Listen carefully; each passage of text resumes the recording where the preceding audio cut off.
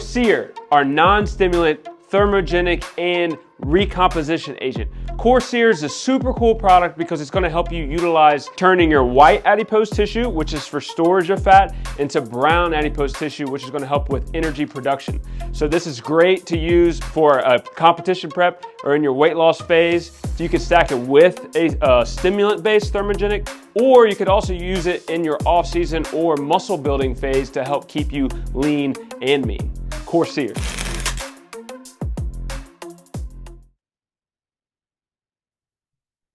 You left me hanging, Steve. You did it. What do you mean I left you hanging? I didn't. Do Oh, you was I supposed to say something random? Well, you always do. So Crap. do you want to know what's funny? So recently, to all of our listeners, I promise those 2 episodes were different recently, right? But people had reached out. And so I went, and I don't normally listen to the podcast version, like the audio version, because I have all of the videos here, right? But I noticed when I was comparing the 2 habit episodes to make sure we didn't accidentally put 2 up that were the same, I listened to Lexi's version that she puts on the audio versus the video, and she cuts you out. She cuts off the first 2 minutes of you shooting the shit or saying something random and crazy. And I thought that was funny because I don't. Oh, I find that offensive. Lexi, we know now. Welcome back, guys. It's just Mr. Stephen. I mean, you would think people would enjoy that, though. You know? Yeah. Lexi doesn't, is what we know. Yeah. She doesn't find us as charming. But here's our love letter to you, Lexi. So yeah. Do you think she'll listen to this one? Probably not. Oh, maybe she's listening to it right now. Hi. And she's and trim. I hope she says something. Oh, I love her so much. So just the 2 of us today, and we are going to go over a lifestyle Q&A. Full disclosure, I stole these questions from our transformation challenge. So I always love, because we'll get a huge array when Paul, so he opened up our challenge with the first Facebook Live where everybody can do questions ahead of time or the day of. And we got a good amount. And they're usually, I like that the questions in those some of them are very broad, like, how do I track macros? And then some of the other ones will be real specific. And very dialed into some stuff. So we'll go kind of across the spectrum here of questions. Hey, I'm on that. The spectrum? I feel like we'll dive into that at a later date. Yeah. But maybe a Danica podcast topic, right? Right. Who will be on here soon. I was talking to her right before we started recording about getting her scheduled. Okay, so let's dive into, why don't we dive into the one I brought up before we started recording? So this one was not submitted, but I've been hearing it a lot from clients lately. And as somebody who has just had a very heavy personal load lately, how do you balance the 2? And I know you've done this a lot too, because I just saw your anniversary pictures and I forgot you had a cane at your wedding. I forgot you had. Yeah, I was 6 surgery. weeks. So I had my ACL reconstruction, and it was I think 6 weeks of no weight bearing, so I couldn't walk. Yeah. So I was only able to walk for I don't think it was even 6 weeks. I think it was a month or less. Yeah. In between, I was allowed to start working on walking again and my actual wedding. Crazy. I mean, talking what a very specific training goal in PT, right? Where you're well, the aisle's about this long. I'd like to make it that far, So how do you do it for yourself as somebody who has been training for so long in different modalities? And so you know across the board kind of what your body needs, and what mentally, helps us check that box. Because I think that is an important part of it when we are overwhelmed with other areas of life. How do you kind of address that with people if they're getting to a spot where trying to balance and schedule it all is just kind of nudging them over the edge? Yeah. So, I mean, I think the first thing I do is I try and get in their shoes. It's okay. I think most of us have been there at some point in our lives where things are just overwhelming. It feels like there's too many things. There's not enough hours in the day. And we don't know how we're going to get it done. And so the first thing I think is understanding that and getting into that mindset of empathizing with them, with that feeling of I'm really overwhelmed. Secondly, I'm like, we all get there and I remind them of that same thing.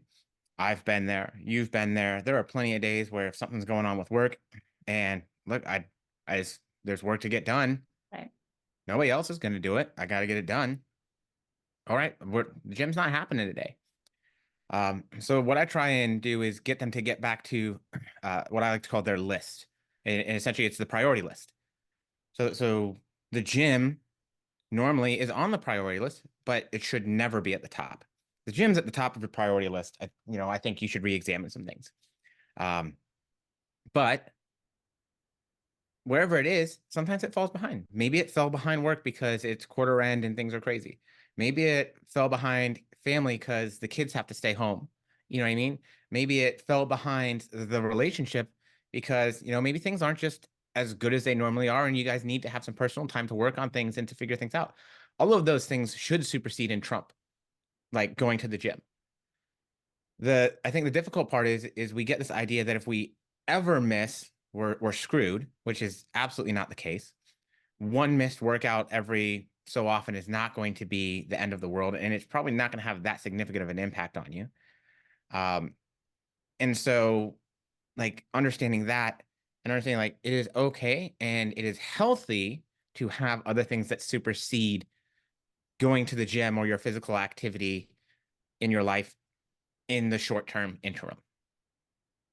Yeah. I think keeping goals in mind is like a big thing too. And then being able to use that to kind of break down, okay, but this is where we're at and this is what's happening, and crafting that response. Because so I can be very dialed in once I set a goal, which is why I like to pick things like races and competitions and stuff.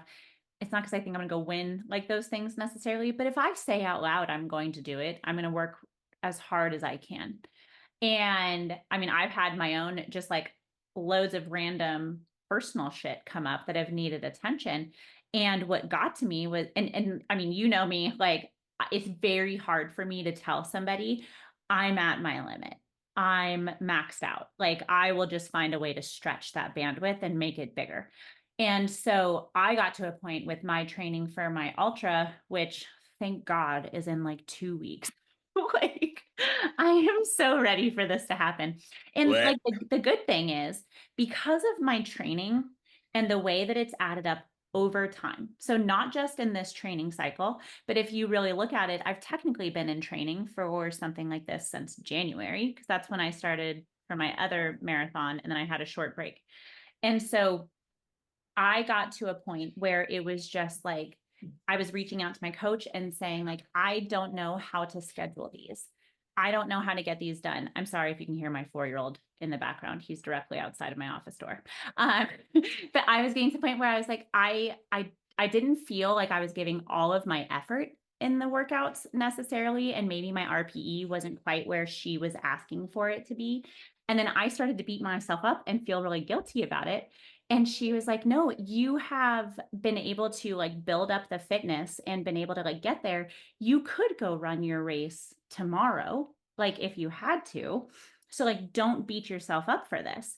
And I think that's where a lot of people who seek out coaching and who are interested in that kind of stuff, we will tend to fall in like one camp or the other, like very much need support and don't have any ideas, or like have pretty good ideas and just want somebody to kind of hold us to that standard when we need it, when it gets hard. That's usually where I'm at. I could coach myself through these things. I like to have somebody else take that off of my shoulders. But it was nice to have her just be like, just do the ones you can and just get there. Right. And I've had to kind of look at when I do sign up for like these kinds of things, I am in a season of life where I have to make it more about fun. I have to make it that I'm going to do this thing to enjoy putting myself through that experience. If I hold it to a performance-based thing because of just my personality, I'm going to get real pissed off when it doesn't happen that way and it'll ruin it. So I think there's a couple things that so the first one for me is you talked about like, I will just give myself more bandwidth, but that's not actually a thing. You don't get more bandwidth. Your bandwidth is what it is. And so if you are at your bandwidth, like one of the big things to be aware of is you quote unquote giving yourself more bandwidth is normally taking away from something else. It's saying, okay, this needs my attention. Again, it goes kind of back to priorities. Maybe that's for the time being, maybe that's long term, but you don't get more bandwidth. And I think what a lot of us fail to realize, and a lot of people out there fail to realize, is that if you are continually redlining yourself, you're continually at the max, you are going to break down if you just try and keep that up. And this is why I think yourself and so many other people like having that like end goal, and because it gives you a finish line. Think of it like a marathon. If you know how long of a distance you're going to have to run, you can pace yourself to manage that to the best of your ability. If you were going into a race and you had no idea where the finish line was at, it could be a 2-mile race, it could be a 27-mile race. Could you imagine? And I think that's where most people, they get into this idea of, okay, we have this big goal. You can't really put a hard timeline on some of these things, right? How long is it going to take me to build, 5 pounds of muscle? Shit if I know. Right. We can find out. For some people, I mean, maybe it's not going to happen at all. Who knows? We have to have experience and time invested in that. But it's this huge thing. There's an end goal, but when's the end date? How do we get there? How long is it going to take? How far is that run? Well, how do we manage that? It becomes very hard. So making those smaller goals can be super beneficial. And that's why people like having a show date or this or that. Sometimes, depending where you're at, again, that can actually be more of a negative depending on the person, because you're putting pressure on yourself to perform or to get to this point Right. when that may not be realistic. This is where, like when Danica's always talking about pivoting, Yeah. you have to be open to pivoting, to making changes, to saying, hey, you know what? This was my goal. This is what I wanted to do. I still want to do that. But if I take a step back and objectively assess my situation, I do not see how I can reasonably or realistically make this happen right now. So let's pivot that goal. Maybe we push it back, push it to a different timeline. We give ourselves more time to get there, and we work within the reality of our own situation. And then the last one I'll say on this one, because then I'll let you come back in. I just don't want to forget it. Is that oh no, really? Now it's gone. No, you didn't. Okay. So I'll fill in with relating to what you said, and then let me know the second it comes Hopefully back. it comes back. Yeah. So taking it from like, maybe it's not training for a race or a show or something like that, but we're talking about like lifestyle people where they're trying to pick up steam and then they're getting hit with one thing after another. And it feels like you got to keep kicking that can down the road. Did it come back? Yeah. And I mean, this is the great part of it. So Yeah. So like, that's where, hands down, and like I did this with my coach when we were like when her and I were talking, and she asked me how many days I wanted to lift and how many days I wanted to run, and I was like, I can give you 4 running days and I can give you 2 lifting days max, and there's a chance I'm going to go down to 3 and 1. And like yes, I wish it was more. I do. But even, and the hard part is because it's also like a lower commitment, I'll get in my head still and be like, come on, it's only this and that. Why can't you make it work? But you have to learn that, like the reasonableness. So pause. Do you really wish you had more? Because for you to have more, you'd probably not have all of your kids. Possibly, like you wouldn't have the life that you have. So do Yeah. you really want to be able to do more? Right. Well, so that is another good point. Does that just kick you right in the stomach? It's one of those things, and this is something that has been interesting, like as a coach, to go through like my own transition as like an athlete and human with it, where I am just at a point in my life where even with very big goals, I do recognize I have to have a lot of flexibility because I need to be able to give focus to my work. My emails are going to get dealt with first. Like, and that almost ends up where things will go sometimes, right? Like I know the kids are going to get to practices. I know I'll find a way to feed them. And so like those things will get done, but do I feel like I'm doing them all well if I'm grumpy and exhausted? and stuff like that. And then no, I don't. Like, and so trying to find a way to very reasonably arrange your schedule. And like going back to what you had said, there are people who especially in the running community, they have like run streaks, right? Where there's these people who have not taken a single day off from running in like over 5 years. And that's like part of their personality. And like, whatever, man, that's cool for you. For a vast majority of people, that's not good for you. From a mental standpoint, from a physical standpoint, there's just like so much stuff, and it holds you to these crazy standards.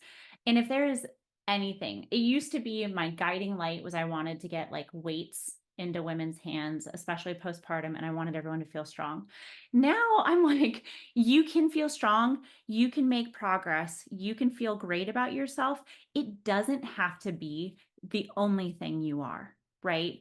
And like, I don't want to be just the person who's running all the time, or just the person who has to go lift, or who brings her own food, or who and I've been all of these people at some point. And the most success that I have found, and it takes years to get here. I can get away with not tracking because I did years of it. And like, you don't have to work out as much because I've built up some stuff. But the number one thing I would tell anybody is, if you know you're going to get hit with kids randomly being home, or maybe we're dealing with a nagging injury that could flare up at like any time. If I have somebody in that position, I'm going to hold them to much fewer days, because I'm treating their recovery days almost like workouts. I want to know how good you feel at the end of those. Are they working? And stuff like that. And so I think it's very exciting to say, I'm going to be really rigid and this is my whole life and I'm so dialed in. But then sometimes that's the thing that will trip us up and make us feel worse about ourselves if we can't do it with perfect execution. So, all right, lots of good things. So the thing I wanted to talk about before was like internal, external motivation, right? Mm. And I think it goes into one of the other things that just came up, which is like this grind set, right? The Right. grinding mindset. But going back real quick to the bandwidth thing and your ability to do more things, because you touched on recovery. Like, there are plenty of times where I'm sitting at work and maybe my meds just aren't doing it like normal that day, or something's going on. And I'm just staring at the screen essentially. And I'm working, but nothing's getting done. I'm not productive whatsoever. And so I also think that there needs to be a good conversation about the difference between being productive and being busy. Yes. And when you are at your maximum bandwidth, oftentimes one of the things that will actually help you be less busy and more productive is some self-care, is some recovery, is some you time, or some, maintaining your relationship time, the stuff that kind of brings you back into a spot where, okay, now I have more energy. Now I have more patience. Now I have more to give again, because I'm not running on E all the time. I've had some time to fill up my own tank. And I think the grind set plays a huge role in that, because, and I don't think it's the same everywhere in the world. I think for us in our society, it's very big. Like, you should work harder. You should work harder. You should work harder. And there's this emphasis put on do more, do more, do more, do more. But do more doesn't mean doing better. Right. Right. It does. And it doesn't mean that you're getting more from it. It doesn't mean that you're being benefited by it, or there's a lot of things it doesn't mean. So I think doing more is fine. I don't think there's anything wrong with working hard, with putting out a good effort, and doing things to improve yourself or that you feel are going to improve your life. I do think that you have to be able to recognize when that mindset of grind is becoming more detrimental than beneficial. Right. Because I see that happen for a lot of people, not only just in the idea of maybe they're doing too many workouts, they're not recovering, and they're just spinning their wheels, whatever the case might be, but also in this idea of they're now holding themselves to this external standard of, oh, but I have to live up to this. I have to live up to that. Right. And this is what I was missing out on, that my brain didn't want to work earlier, is that you look at these other people telling you what you're supposed to do, how you should be living your life. And I'm like, who the fuck are they to tell me how I should live my life? Like, you don't have to answer to my wife. You don't have to pay my bills. You don't have to make sure that, my family is taken care of. No. Right. Those are things I have to worry about. And in the same breath, I can't tell you like this is what you have to. I can inform you. I can say, look, the data says this. This is what the studies show, and my experience shows this. This is what I would recommend. This is what I think would probably be a beneficial or right decision. But at the end of the day, you get to make that decision for yourself. And I think a lot of us have so much of this external kind of almost social pressure from these ideas of we have to grind, we have to work hard, we have to do more, we have to push, we have to work 60 hours a week, we have to XYZ, whatever, that it takes away from their ability to actually look at themselves and be realistic and say, yeah, that ain't for me. Mm-hmm. That doesn't work for me. That's not what brings me, and forget happiness, like fulfillment. That's Mm-hmm. not what makes me feel like I have purpose. So what are the things that do actually benefit that stuff? Because, if you just look at the social media, and I think social media is, well, we're on social media, but it's been a vast negative for society, I think, because people are so full of shit all the time. Oh, I worked 80 hours this week. Okay, you worked fucking 80 hours this week? That sounds awful, dude. That sounds like a nightmare. Mm-hmm. But you're happy about it? Okay. Like, do hard things sometimes. Don't make your life harder than it needs to be. Right. And, so I've even tried to start being better about that on social media, because sometimes I'll share those things where like, okay, this is like my docket for the day and the shit I got to get through. And I have tried to make sure I go back in to be like, that didn't happen. And because it's particularly been the workouts where like last week there were days where I'd be like, oh, I got 6 miles mixed in there somewhere. And then I would look up and it'd be 2:15 and I have to leave in 45 minutes to get the kids, and just being like, well, it sure shit isn't going to happen when they get home, because I've built some of those like hard line boundaries and like certain things too. I just Go really you. afternoon workouts, I'm not going to do it when my kids are home too. That's just like a double whammy of shittiness that I don't want to deal with. And so like, if my workout doesn't happen before 1 o'clock, it's not going to happen that day. And so then, because I do like to get that stuff done, I do like to have good fitness and to feel good in my clothes and things like that. And so I have my days built out that way with 4 workouts because I'll usually double up. So I just consider it mostly 4 workouts. 2 will be a lift and a run. 2 will be runs only. My kids are in school 4 days a week. So then I will sit when I get my workouts from my coach, and I will plan out how I have to do these. So then like my long runs are going to take at this point anywhere between 4 to 6 hours, not counting drive time. And so right. I have to super plan that, right? And then it'll be like, but we also have birthday parties and we have trips to the mountains and we have that. And so I have to do like this long range planning. And yes, it can get annoying, but it's one of those things where like, if this is important to you, and my fitness and my activity and my athleticism is important to me, it makes me feel like me, and it's a part that I need to have there. It just can't always be the star of the show, but putting in that effort helps create the rest of my week. And so like we've talked about things like time blocking and making those appointments with yourself. One day I even shared a screenshot of my calendar. I think it was last Monday, where I had a bunch of calls for the transformation challenge, and in the middle I blocked off 2 hours and put cardio loser, so that it would pop up on while I was sitting at my computer, a notification would come up and be like, do your cardio. And so sometimes you have to do that stuff. And if it still becomes something that we're not able to cross off the list, then I'd start looking at what you're asking of yourself. Because if we're going from having never worked out to now we're trying to schedule an hour and a half workout 4 days a week or something, we're probably overshooting a little bit. And I think that's for me where it comes to like the list, like where is it truly on my priority list? Yes. Like, because there's a difference between where I want it to, or where we want it to be on our priority list, and then where it actually is. Right. It's not to say it can't get there, but yeah. So I like to tell clients, make the list off of like, how it should be or whatever, then go back and look at that same exact list, and which is the shit that's going to bug you so much if you don't get it done. Then rearrange it and do it in that order. Like, my kids have to get to school at a certain time. I can push my email and my clients know if I don't start until like 2 hours later because I'm working out or something. We've established a rhythm. Like, and so there's that kind of stuff where it takes grace.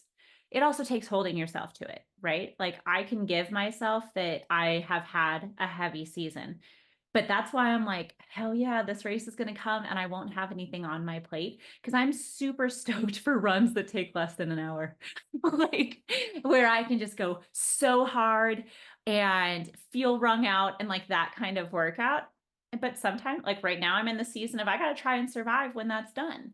And so we just have to look at all of that because I think it can get really easy to be like, I had a client say the words, I'm just not cut out for this. Like, I'm just not meant to be somebody who can do these things. And I was like, no, you can. You just haven't been her yet. And that's the wrong plan. And so we just have to do a better job at this. It's not just throw it out the window.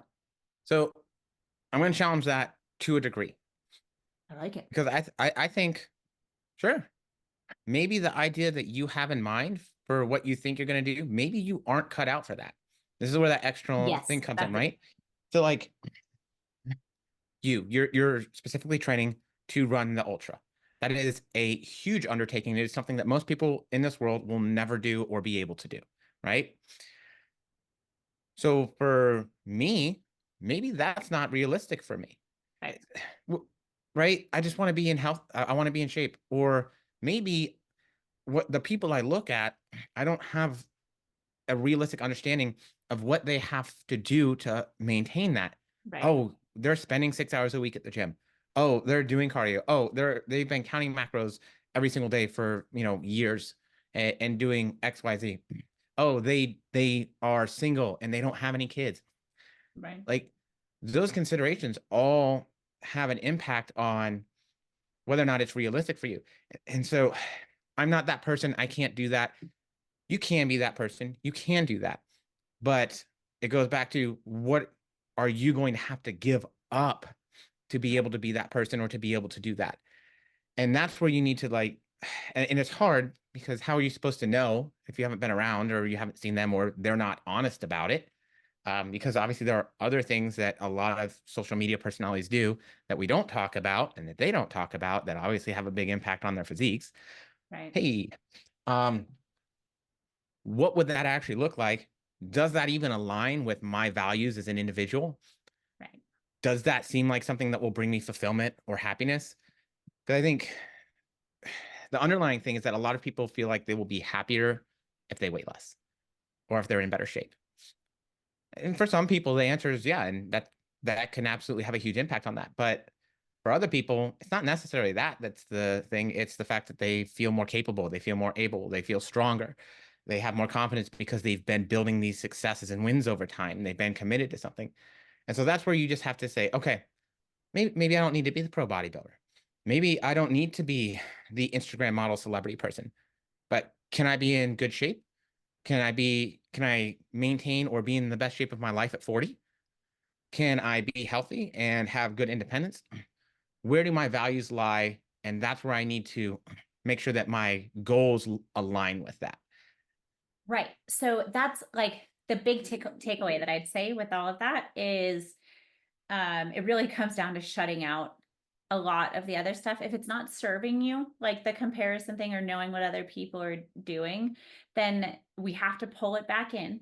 And are you giving a little bit more than you did yesterday? Did you work on it more days than you have previously, right? Like that's a win. You have now spent more time on this than you would have if you had just quit. Or like, just keeping going in and of itself is a win a lot of the time. And if we're looking at just trying to improve our lifestyle and improve our health and improve like those different kinds of things in those seasons where it's just like if one more thing comes up, then sometimes that's enough. The walk can be enough. But then on the days where things get easier, like I'll try to push my clients, like if we have it and we are well rested, full send, man. Go out and just feel good. Go attack it and like get that back. Because sometimes this can be, if you're in that position of just like, fuck it, is it worth it? if you take that day to like have the deep breath, relax, re-look at things, sometimes it can reignite and like push you forward. And like, that's what we want to do. What we don't want to do is just put the fire out and then not push forward anymore. And I think that's the hard part, right? So as Christina's looking up the next question is Right. like Here we when go. you try and force and push on that, oftentimes you can burn yourself out. You can make it to where it's no longer enjoyable or fun. But like most people would probably be surprised. It doesn't take that much to maintain your fitness level. Maintaining your current fitness level, unless you're like an elite athlete, is fairly reasonable. But I think a lot of people doing that level of work feel like they're not doing enough. So like when you're finding that you're in that burnout phase and you're overwhelmed or you don't know how to manage it, even if you can just do enough to maintain until things get to a better spot, like that's a huge success right there. Right. So looking in the questions, it's fine. I found one where she had asked about perspective on balancing everyday life while still meeting goals. Specifically, how do you approach coaching a bodybuilder competitor versus a lifestyle client? And so I think I had told you this, I think it was yesterday when we were chatting about something different, where like I have a client who she's been my lifestyle client for many years now. And we've gone through cuts and stuff like that, where I offer a lot of flexibility, like when we can. But she's in prep and we are like 7 or 8 weeks out now, first time back to the stage in a couple of years. So like there's a lot riding on this. We want it to go well, not necessarily for placings, but like to make her feel good, because I think it's her first time competing over 40. I'm almost certain. And that we wanted to get it done, like just see how that looks like in that different age class, right? And so she's going on a work trip and she sent me a menu for one of the restaurants that she's going to be at. And I was like, sorry, friend, like this is not a meal you'll be taking part of. You should plan heavily around this and things like that. That's my biggest like difference between the two, is that I'll hold to like a slightly different standard. And then it even goes into like where their goals are at it, because I mean, I'm a lifestyle athlete, like working towards this thing, and I'm not being very held to a very high standard, I guess. So I don't know. I'm stricter with my competitors, 100%. I don't think I treat them that different, to be honest. Because at the end of the day, whether you're getting ready for stage or whether you're just trying to lose 20 pounds, if you have, say, an end date goal, that is the end date goal, right? Right. And whether you're just trying to lose weight or you're trying to get on stage, whatever your goal is, there's going to be another show. There's another date after that one. True. The world's going to end. None of us certainly know it, So those things can always be extended. The truth of the matter is I don't want to extend a fat loss phase any longer than it needs to be regardless. Right. So like in that situation, I would say, you have the freedom to do whatever the hell you want to do. But if you do this, this is what we can likely expect as an outcome. Right. And if you stick to plan, this is what we can likely expect as an outcome. Like my job as a coach, I never have felt like it is my job to make a decision for somebody or tell somebody Right. they have to do something. Yeah. There's something deeply ingrained in my ADHD that is against that. Yeah. Right. So for me, I think it's the same conversation I have with them, except maybe to different degrees. Like, okay, if we're just trying to lose weight, look, it's probably gonna take us longer to get there if we do this. Sure, maybe we need to take a break for a little bit and reassess and do some things, but we can still get there. If it's a bodybuilder, then the answer is you're not going to look the way you want to look on stage if you do this.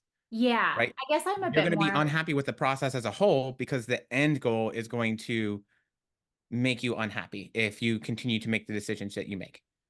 right. Yeah. The extremity of bodybuilding competition, right? And where we have to get with that and the time. I thought you meant like extremity, like an arm. The extreme nature of it. That's I guess, yeah. my Is that brain. better? That's Can I not my brain do had to extremity? reword it for me to I just understand. wanted it. Yeah. So maybe it's not even right use. You know what I meant. An arm or that. Yeah, so that's where like, and this is something like as a coach, it'd be fun to like almost ask Sam because I've been working with her for 4 years now, and she's like had me through different phases. Any of my clients can tell you, like, I hate when I have to be like more of the like hard-nosed coach Christina. Like, and I will apologize when I take your macros and be like, I know this sucks, but let me give you all the tools on how you can do it. Like, and like we're in sad calorie land. If you have been in a diet with me, you've heard me tell you that, where I'm like, it's official. But here's why it can be exciting. And I think if we're getting to a place where people are having more trouble in a lifestyle diet, like with that stuff, I'm gonna have conversations earlier probably about like, okay, well, how far do we want to take this? How willing are we to skip date nights? How are we doing stuff like that? If I have a client starting prep, I'm having like a blanket PSA conversation before those conversations even come up, where I'm like, look, we're going to get to a point where we're not doing that stuff. We're going to get to a point where those aren't options if you want to stand on that stage and say, I did everything. They're different versions of stuff, you know? So, like, is it possible? So very possible. Like, I know so many women out there who are competitors who have a number of children and jobs and, you know, get all of their stuff done. And on how do they do it? They're planning. They're planning way Planning ahead. and they're structured. But Yeah. the thing is, and I think here's the big difference for the two. And I don't think it's us as coaches as much as it's them as individuals. Competitors see themselves as competitors typically. So Yeah. they see themselves as the person who is going to hit macros, is going to get the cardio done, is going to get the training sessions done, is going to do the X, Y, Z that it takes to do there. I think a lot of time people who are just, we'll say, Gen Pop or trying to get in shape, they don't necessarily have that same identity there. Maybe they still see themselves as somebody who is going to go off and overeat or do the other thing, or the Right. person, right? They, a lot of times they don't have that same self-belief. And I think that's the biggest difference, because that takes care of most of it for me from a coaching standpoint. Yeah. Like I know whether or not, like, I can tell whether or not you're like, all right, what am I doing, coach? Just checking every single box. And I know the people that they're like, what are we doing this week, coach? And some of the boxes are getting checked and you're trying, but we're not quite there yet. And at the same point, I'm not going to set the bar at the same level for those two people. That would be unfair. And it's me setting one of them up for failure. Yeah. Yeah. And that's also something that grows, I think, with experience through all of these processes as lifestyle or as a competitor. Like, I got better at prepping. I got better at communication during different kinds of preps and being willing to say, hey, Paul, I fucked up. Or like, Carly, I skipped that workout, and like finding stuff, because those are important parts too. So your coach can then help figure out what is the appropriate like push for the next week. And your coach matters too in that, Oh, because yeah. if I don't facilitate a relationship or the situation where you feel open enough to tell me, hey, I missed a workout, or hey, I went over on calories, or hey, I goofed, I messed up, then I've done something wrong on my end too. Yeah, you That's need a new keeping you from coach. being the best version of you that we can get. Yeah, 100%. That's like, I say that at the end of all of my videos. I point out like honesty is the best policy. And the more I know, the better I can do, the more I Right. can pivot and figure out how to go. I feel like we need a picture of that Friends episode, because we've said pivot so many times. Don't you dare put friends on me. Okay, so Don't you dare. this is a fun one that as soon as I posted the question box, this question went in. And then I had to sit and stare at it for like 4 days and not answer it because I wanted to go in, and I was like, it's a question for Paul. Ooh, she's excited about it. Um, any thoughts on how long one could or should sustain 10 times weight in calories? And is it goal weight or current body weight? I'm starting at 12.5 times current body weight and was thinking of gradually working down to 10 times for the last 4 weeks. What do you think? Well, well. All right. So the way that I would typically classify an aggressive diet or a very aggressive diet would be 10 times what we would say. I'm going to say lean body mass, but we'll say really what I mean is like projected stage weight, because you're always going to have some body fat. There's always going to be some other stuff there.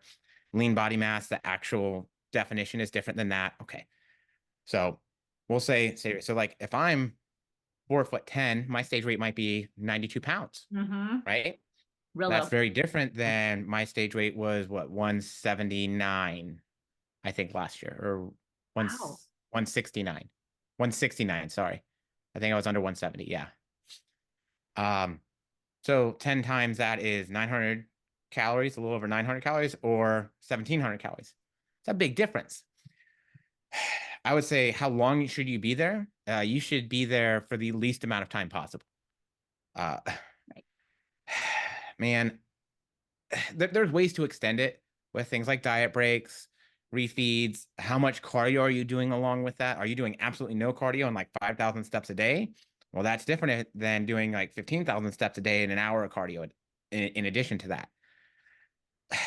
It depends is annoying to you guys. I know you don't like it, but it depends. It also depends on, all right, well, is your hair falling out and thinning? Are you fatigued all the time? Are you like all of a sudden flying for when you didn't used to? Or do you have no libido when normally you're like a little bunny? Like those other kind of factors of the biofeedback that can give us an idea on, are we still healthy? Because the goal, I think, should be to be healthy and lean. And I think there are a lot of times when people give up the be healthy part for the be lean part. Yeah. So what gets me when I see questions like this is like, I instantly want to be like, why are we jumping to the end of it? You know, why are we already worried about that?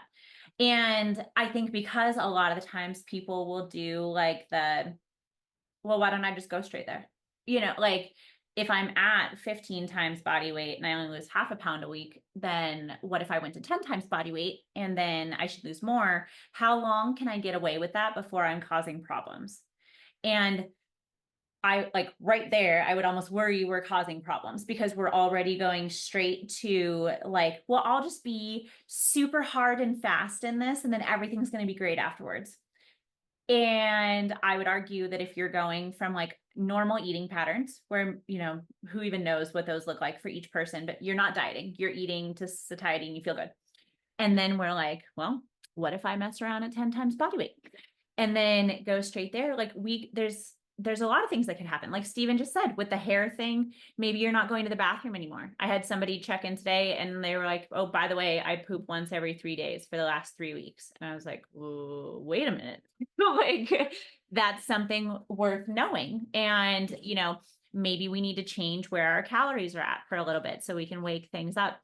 And so I will tell my client as we start to approach that, if we're in a dieting phase and I see we're getting closer and closer to 10 times body weight, that's when I'll start having conversations about like, hey, we either need to find a way to pick up the intensity in our workouts a little bit. I don't necessarily want to do more time, but like if you can fight for an extra rep or you can speed the treadmill up by 0.1 or 0.2, something like that.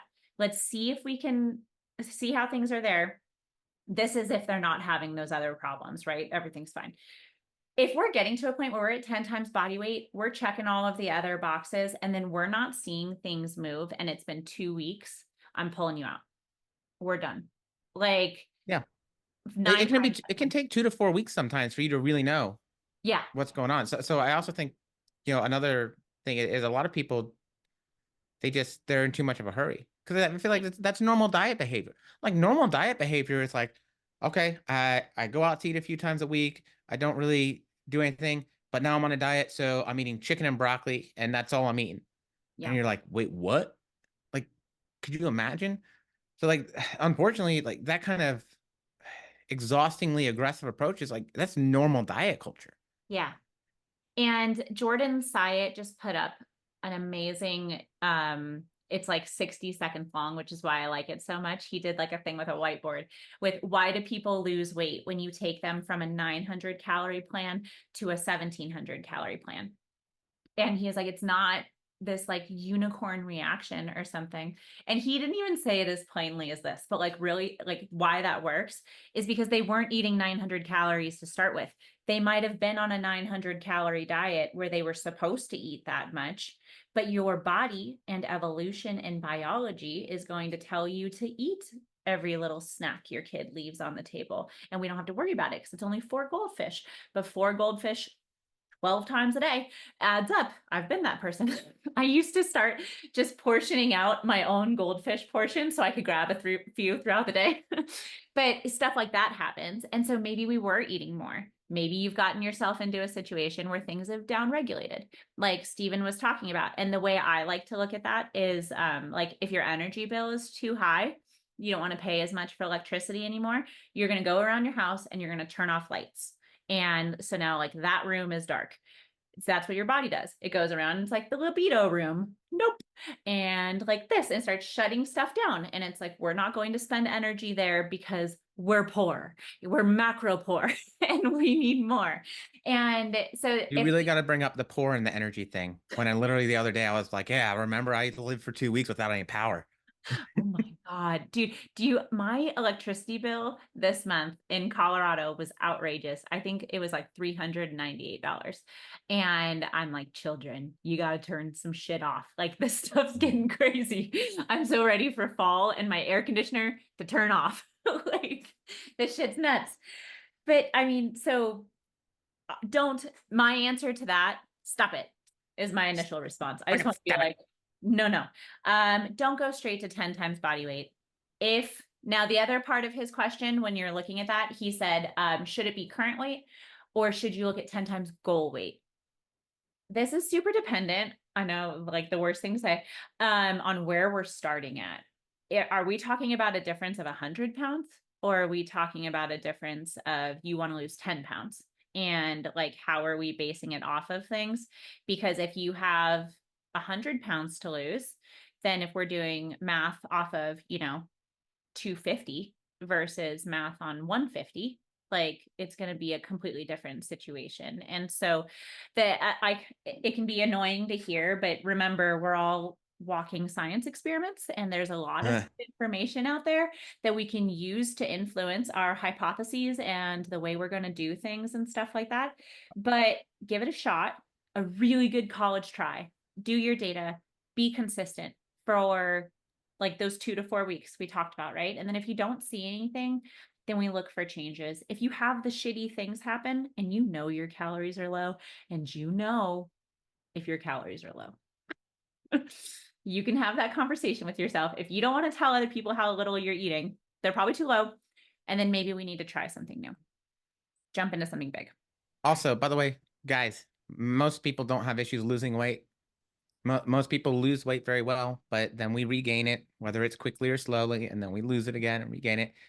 The issue really is more of a weight maintenance thing and being able to maintain that weight loss that we get.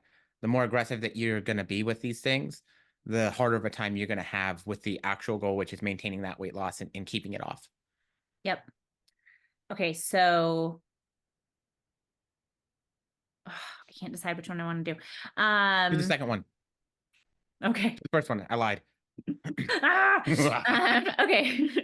I was wondering if lowering your calories weekly or bi-weekly could be a good thing or bad thing. I was thinking this person's pursuing fat loss. I was thinking maybe lowering each week by 50 calories to maximize fat loss. Not sure if this is a smart approach or not. No, stop it. Yeah. So first, like, why would you just plan to continue to reduce calories? Like, say you lost 1.5 pounds in a week. You're like, okay, I'm just gonna take another 50 calories out, and you still lose 1.5 pounds, and then you take another 50 calories out, and you still lose 1.5 pounds. Like, why would you keep doing that if you've taken away the ability to keep losing 1.5 pounds without ever reducing calories?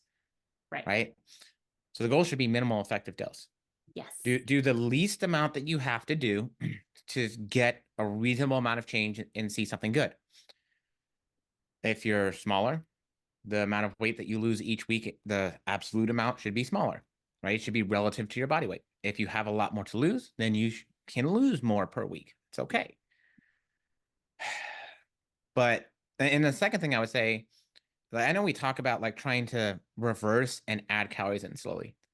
I have never seen fat loss work like that. There has never been a point where I have dropped somebody by 50 calories a day and they've like, oh, hey, look, now we're losing weight all of a sudden. That's my biggest thing with this question. Yeah. So I think the fat, and it's nobody likes this answer. The fat loss is the reverse of the reverse almost.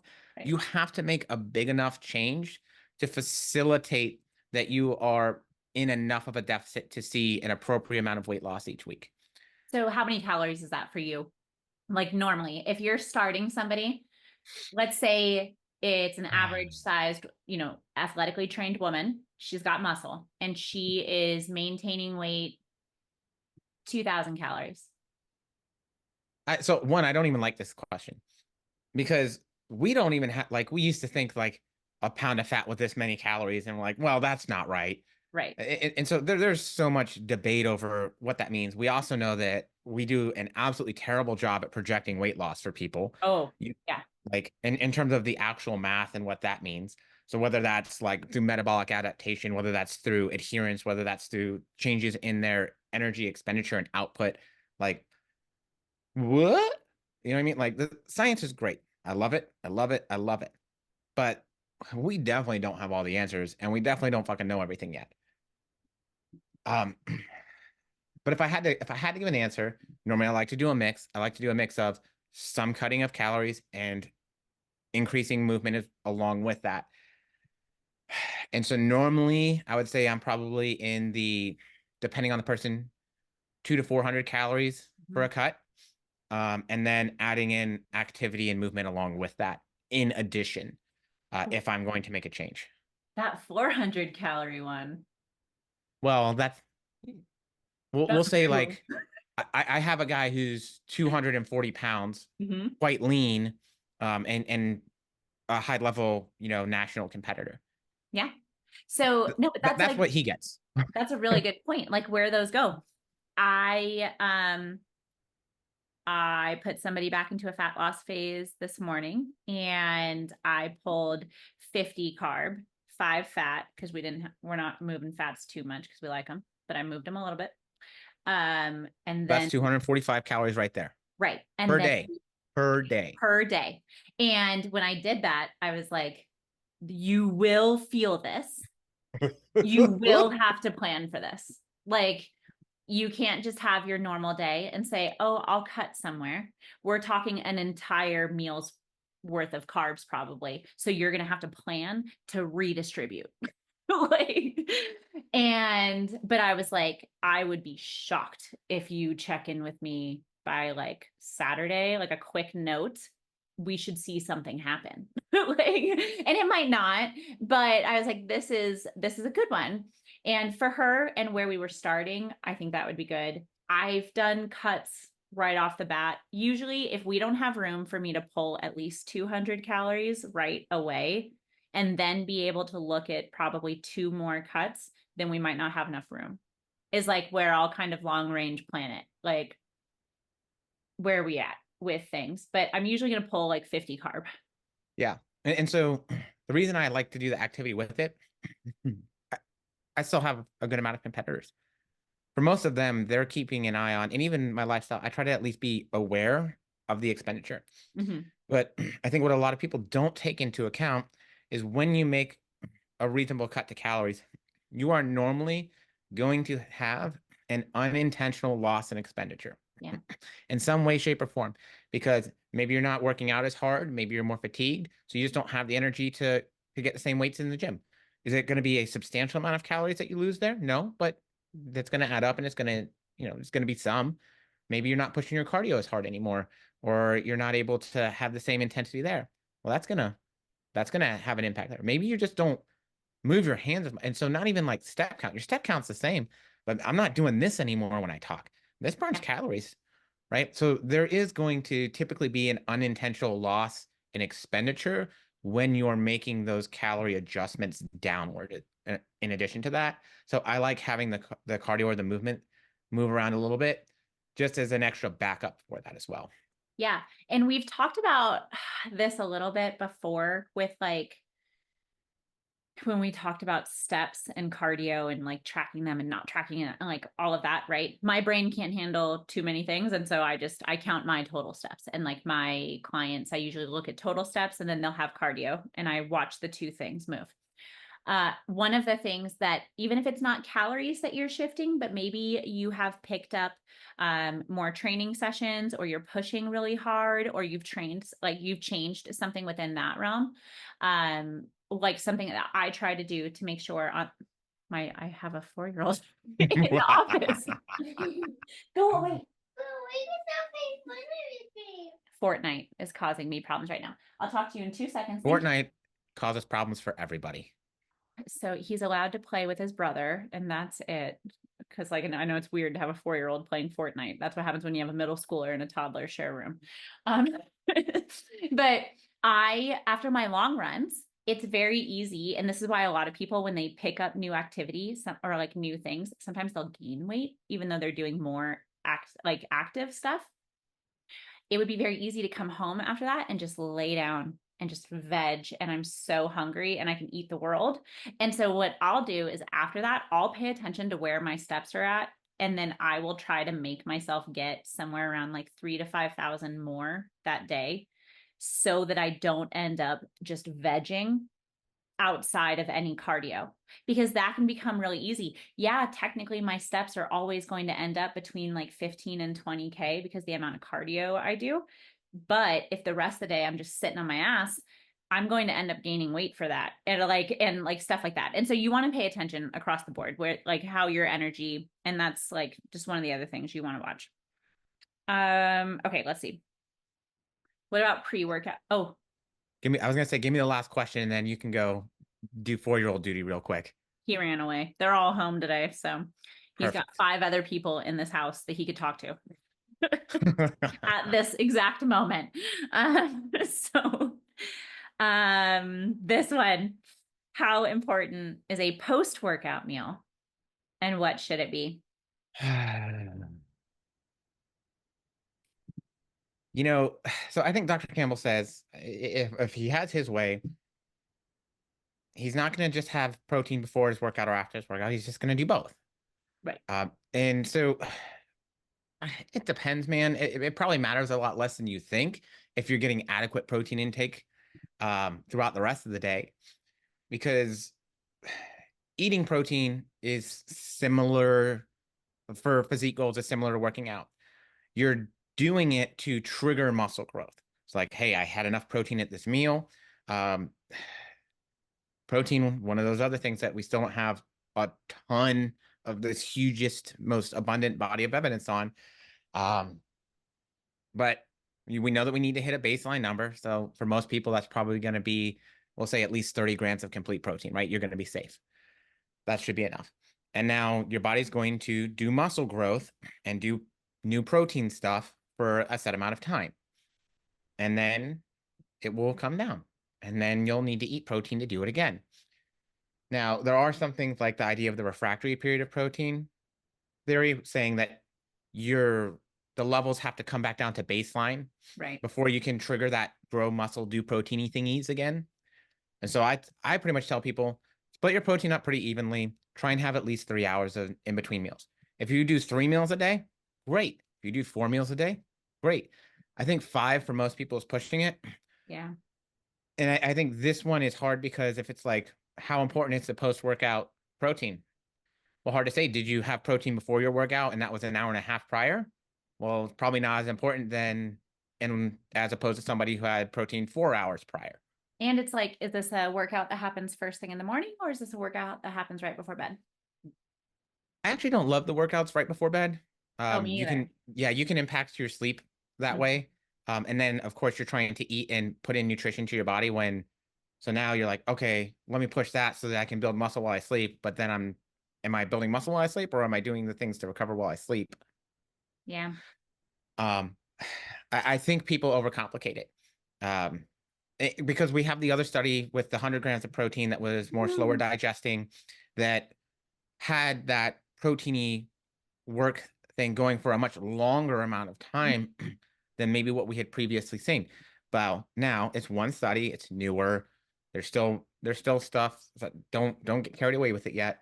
But if that's correct and that's true, and say that does continue to hold true, well then our understanding and our recommendations for protein are going to be open to change. Yeah. Because that protein, and also your source of protein. Because say you have a protein shake, which is whey, quick to digest, more immediate acting, we'll say, versus that 8-hour study, and the longer 100-gram protein study, it was a slower digesting casein protein, Yeah. still a milk protein.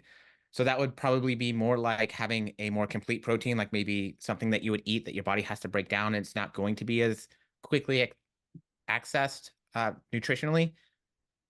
So it depends, but you're probably overcomplicating it. Yeah, so it's one of those things I try to get my clients to implement at least one or the other. If we have to choose, or like if they're worried about these, I'd be like, let's focus on one. And whichever one's going to be the easiest. And that's where timing comes into play, right? So if it's a first thing in the morning, maybe they have issues getting in calories before their workout.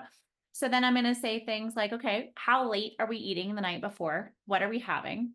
Is your body maybe still working through some stuff when you work out or when you wake up in the morning? Like, we're not completely depleted, right? I'll usually recommend that we have a little hit of something if you can pull it off. If you can drink coffee, you can also drink 2 sips of orange juice. Like, we can fit something into your morning, then a hint to make it better. Is it going to crush all hopes of you ever improving if you don't have that pre-workout meal? No. Like, if you're working hard and seeing numbers go up, you could feel better. I will tell you that for all of my clients that I have talked into having a pre-workout meal for their morning workouts, they have better workouts and they get stronger and they feel like they recover better and things like that.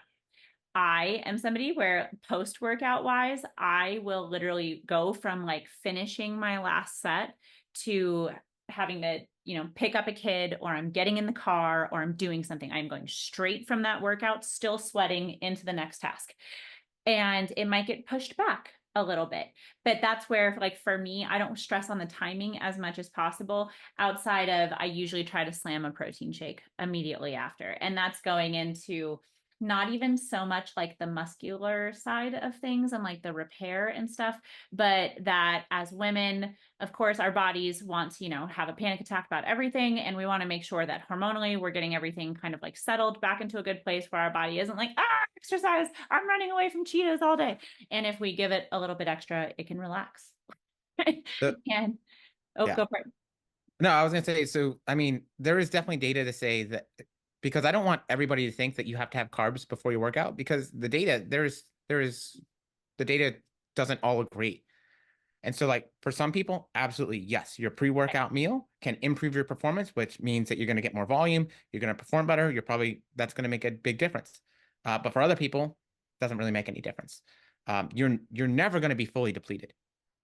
Doesn't happen. So, you'll partially deplete some of your muscle glycogen in the muscles that you're working during an exercise session, and some of your liver glycogen along with that. You're never going to be like fully depleted though. And that's going to restore itself even in a deficit to some degree. So you don't have to worry about that. I would say it comes down more to like what you were saying, the lifestyle, like what works for your schedule and is realistic. And then I would say also the other consideration for me of pre versus post, if you're trying to eat pre-workout, like say you are an early riser and you're trying to put a bunch of food in and now it's impacting your workout because you feel like you're going to be sick, or you're having acid reflux during your workout, or having other issues, then you probably shouldn't necessarily try and force that in before, or have something very light. Or if you are going to do carbs, maybe it's like a Gatorade or something you can drink that's not going to give you the same issues. Versus there is no perfect, guys and gals. Like, it's like what works best for us to be realistic. Yep. And just figuring out that. So like when people are worried about that stuff, if they've never tried putting calories around there and they're curious about it, then it's like, let's try it. Let's see how you feel. We're just going to put it there. And if you don't notice a difference, don't stress on it. If you notice a big change, cool. We're going to prioritize carbs there. I know there was like that recommendation that had been floating around, and around like 25% of your daily intake pre and post. I still try to talk to people about that, but I do a big disclaimer where it's like, in a perfect world, we would try this. Not all worlds are perfect. And if you can't do this, then try to get, a hefty dose of like protein and carb when you can post to try and get us back into it. Know that if you go into your workout just well fueled in general and like you're not hungry, you probably have a decent session, So yeah. Should we do? Honestly, I think sodium's more important prior to a workout than carbs. Can we do that as the Sodium and next fluids. question? We should make up our own next question because I feel like we have to talk about this. Oh, we're going to be over time soon, but yeah. I know this will be the last one for sure. Yes, sodium, I can feel hit my bloodstream when it's just right sometimes. Like I can take a sip of like my electrolyte stuff during workouts and like feel energized. Maybe it's a placebo effect, but I swear it gets the job done for me. Now, diving into electrolytes and like things like that though, do you recommend? Oh God, I forgot I got you all hyped up about this the other day already. Yeah, I've been on this train. Okay. So electrolytes, are they for you? What do you think? Should most people be taking them every day? I don't care. Yes, you do. You liar. No. Like I kind of sort of care. Like this is one of those things where I'm like, okay, if you drink electrolytes, do you feel good? Great. Cool. Maybe because some people are. I was at the doctor's office yesterday, right? And I don't know what the hell they were talking about, but they were saying something like, you should shoot for no more than 2,300 milligrams of sodium a day, but really you should try and be at 1,500. I was like, the fuck are you talking about? I would die. I would die. I'm active. I live in Florida. Like, it's hot. Like, there's no way. Just the Florida part. Sodium is a super important part of all of your blood volume. So I think a lot of people don't necessarily understand it. They understand it in terms of like high blood pressure. They don't understand or appreciate it for low blood pressure. Mm-hmm. Lower your blood pressure, higher your heart rate. They also, I think, fail to appreciate it in terms of it is part of healthy muscle functions, part of the electrical signals that tell your muscles to relax and contract. And that doesn't just mean biceps, triceps, quads, glutes. That means your heart, your diaphragm that controls your breathing, all of the little small muscles in your veins that help with venous return and getting blood flow back to the heart from like your legs, that kind of stuff. So you just have to have enough. As long as you are healthy, disclaimer, healthy kidneys, healthy renal system, your body will adapt to your sodium intake. It will either filter out more or it will retain more, right? And it's going to keep you in homeostasis. That's what it does. If you are in a hot, humid environment, you probably need more sodium. If you are an active person, you probably need more sodium than others that don't. If you're sitting on your butt all day in the AC, all right, maybe you don't need it, right? But I'm talking about just sodium. Mm-hmm. I'm not even going to touch the potassium, magnesium things. Like those are off limits for me. You can handle those ones because I know that's what you want to talk about anyways. Well, not even diving into the specifics of it, but that it's just gotten very, very popular to push them. They're the new aminos. You know what I mean? And I say this as somebody who uses liquid IV every single day. And so like, I do think there's a usage for them, but when I go onto like Facebook or something like that, and it's someone who doesn't work out, who hasn't changed anything else. And they're like, now I drink 3 liquid IVs a day because they help me get my water in. And it's like, whoa, wait a minute. There was that woman, it like made the news. So obviously this is sensational because it's absurd, but I think she was drinking something like 6 or 7 sticks of liquid IV per day. And it was a woman, I want to say she was in like her 50s or something, but she wasn't active. And she was just trying to have a healthy lifestyle. She used that as her like way to get more water in. And she wound up having like a heart attack because her heart couldn't handle itself. So she was probably already at risk. Inactivity, age, I would normally expect that probably had higher blood pressure already, possibly higher cholesterol, possibly like some atherosclerosis and stuff. And then so what ends up happening is, say you already have high blood pressure, you're drinking more, so more fluids, more sodium to help you to make you retain those fluids. So your blood pressure is going to go up and up and up. It'd be very like that wouldn't surprise me. Right. And if you have an understanding of how they work, it makes sense, right? Yeah.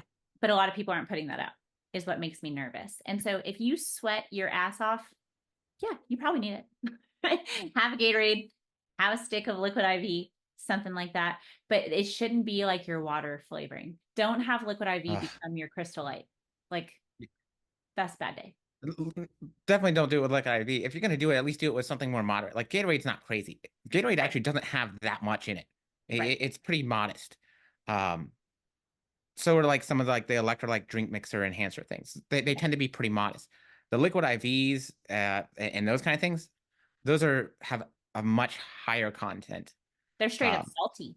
Like yeah, when I drink mine, I can taste the salt in it. And like I'm somebody who, when I'm running, especially, like I'm going to soak through like my hat and like my ponytail drips. And so, and even then, I use two on like long run days. I'll have one bottle that's just electrolytes, and I'll have another on the bottle 6 hour of run carbs and day. electrolytes. Yeah, yeah, on a big Yeah. day. All right. Usually, That I'm just making sure they know. yeah, these are on 6 hour long runs. I'll have two of those sources, but then I also chew like the blocks, the energy blocks. That's a whole other thing that one day I've been getting more questions about people that are like, why do you eat 1,000 calories of snacks while you work out? Well, you're probably burning through a good portion of that They're like, just well, on it's those. different because we're not trying to tap into the liver at all and like things like that. But I that'll mean, have, you still are, oh, but well, yeah. like you're running for friggin' 4 to 6 hours on some of these days. Right. We should Like, also point out, I wish I could say I run that entire time on these mountains, but I like power hike. I mean, all right, still point taken, but also dismissed because still, like, because we're talking people that like we might be struggling to get half an hour of cardio in on 3 or 4 days a week. Like, it Right. is a Yeah. huge difference. And so So, don't look to people who are doing something very, very differently and think you need to take those in because yes. it doesn't have to go bonkers. I think that's been kind of our theme of Oh this my one. gosh. Don't go bonkers. Also, look at the rest of your diet. Oh, do you have potassium in your diet? Are you getting any kind of fruits or vegetables that would offer that to you? All right, probably not something you need to worry about. Right. Are you salting your food already? Okay, maybe depending on how much you are or aren't, maybe something you don't need to worry about. So your diet also matters here. And we always, I think, encourage people to have nutrient dense diets, have some fruits, have some veggies, have lean proteins, and have a diverse diet. Normally that'll take care of a lot of it. Yeah. And again, if you get into your workout, you're like, man, I just feel lightheaded or I don't feel good. Sure, maybe that's a good choice for you, and maybe that's something that could benefit you. If you go into your workouts and you feel great, you probably don't need to really do too much to mess with it. And I usually recommend, like you said, a Gatorade Zero or something like that is kind of like low entry into that stuff. See if that Yeah. makes you feel better. And then you don't need to spend all the money on random stuff. Now, those liquid IV things, and they're expensive. They are. I'm And my cheap. favorite flavor is hard to find sometimes. Lemon lime's the absolute best. Watermelon, pretty fantastic on a hot ass day. All right, we gotta cap it there, dude. We're over an hour already. Well, we What is talked wrong for a with good us? amount. We're definitely over an hour. So, Yeah. yay. Well, Q&As are always fun, and I will have a long list of these each week, like when we want to do these. But if you guys ever have like very specific ones, shoot them my way, Christina at prophysique.com. I have a CH in my name. And then we'll make sure to cover those. In terms of like fun pro physique stuff going on, we're in week 2 of the transformation challenge. But I don't think we have any other events coming up and stuff like that, right? No seminars or anything that I'm missing. We chilling. We just Chilling straight right now. chilling through the end of the year. I'm very excited. We're coming up on like a fun, I love fall and all of that. So I'm just ready for that transition. Spooky season. Yes, we already put up our decorations, of course. We don't decorate for anything. So what? I'm gonna like send you Halloween decorations now just so you have something. They're gonna get thrown away. That's extra work. We don't need that. No. That's crazy. I could see you guys being so fun and festive with it though. We like it, but we don't like okay, now we have to decorate. Now we have to take it down. Now we have to have a place to store it. Now we have extra crap in the house. We just did our spring cleaning like last week. I think fall cleaning should be a thing. I think it's better than spring cleaning. Yeah. Like the post-summer clean out. Yes. All right, guys. Well, thanks for hanging with us. And that's it. That's all I got. You got anything, Stephen? Bye-bye. Bye.